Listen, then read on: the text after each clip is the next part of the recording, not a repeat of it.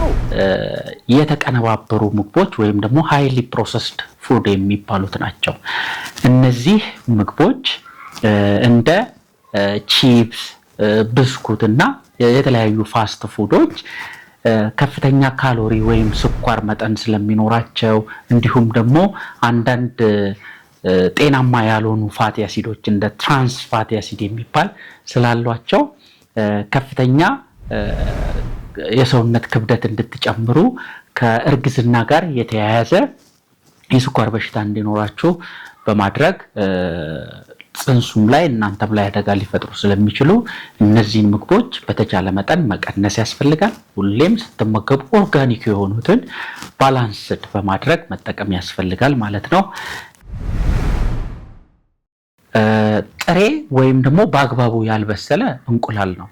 እንግዲህ አንዳንድ ምግቦች ውስጥ እንደ ይሄን ጥሬ የሆነ እንቁላል ወይም ደግሞ በአግባቡ ያልበሰለ እንቁላልን የመጠቀም ባህል እንደየሀገሩ ሊኖር ይችላል። ይህ ተግባር በእርግዝና ወቅት የሚመከር አይደለም። ምክንያቱም ጥሬ እንቁላል ወይም በአግባቡ ያልበሰለ እንቁላል ሳልሞኔላ የሚባለውን ባክቴሪያ ይይዛል። ይህ ባክቴሪያ ደግሞ አንጀት ላይ ቁስለት በማምጣት እንደ ታይፎይድ መሰል ህመምን ያስከትላል። ይህም ትኩሳት ማስቀመጥ፣ ቶሎ ቶሎ ሽንት ቤት መሄድ፣ የሆድ ቁርጠት፣ ማህፀን እንዲኮማተር በማድረግ ያለ ጊዜው ምጥም ሊያስከትል ስለሚችል ከዚህ አይነት ምግብ መቆጠብ ያስፈልጋል ማለት ነው። ሌላኛው አልኮል ነው። አልኮል በእርግዝና ወቅት የትኛውም አይነት በምንም አይነት መጠን በማንኛውም የእርግዝና ምዕራፍ አልኮል ሴፍ አይደለም ማለት ነው።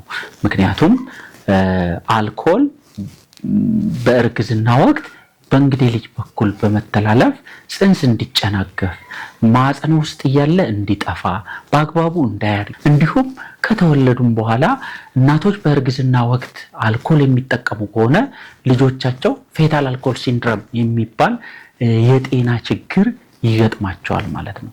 ስለዚህ አይዲያሊ እንደውም እናቶች ከመጸነሳቸው ከወራት በፊት ከአልኮል መራቅ ይኖርባቸዋል ማለት ነው። ስለዚህ በማንኛውም የእርግዝና ምዕራፍ በምንም ያክል መጠን ቢሆን አልኮልን መጠቀም አይኖርባችሁም ማለት ነው። ሌላኛው ካፊን የሚባለው ንጥረ ነገር ነው። እንደሚታወቀው ካፊን ቡና፣ ሻይ፣ ኮካ እና የተለያዩ ለስላሳ መጠጦች ውስጥ የሚኖር ንጥረ ነገር እንደሆነ ይታወቃል። ሆኖም ግን ካፊንን በከፍተኛ መጠን በእርግዝና ወቅት መጠቀም ጽንስ እንዲጨናገፍ፣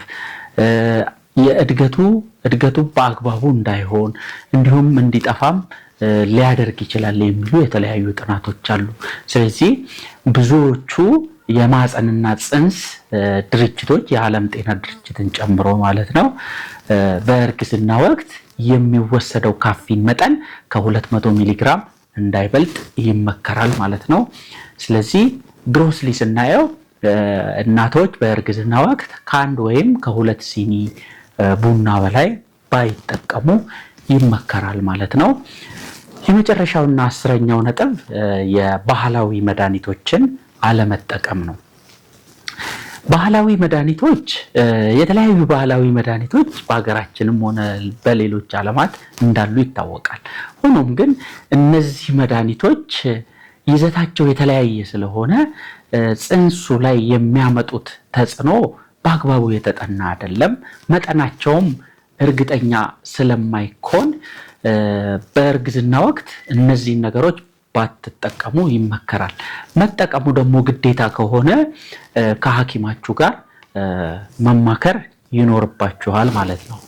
ስለዚህ ውድ እናቶች ይህን ቪዲዮ ከወደዳችሁት ላይክ በማድረግ እንዲሁም ለሌሎች እናቶች በማጋራት ለኬር ኮርነር ደግሞ አዲስ ከሆናችሁ ቻናላችንን ሰብስክራይብ በማድረግ ቤተሰብ ሁኑ በማለት በሚቀጥለው ቪዲዮ እስከማገኛችሁ ድረስ አብሬያችሁ የቆየሁት ዶክተር ደረጀ ተገኔ የማህፀንና ጽንስ ስፔሻሊስት ሐኪም ነኝ። መልካም ጊዜ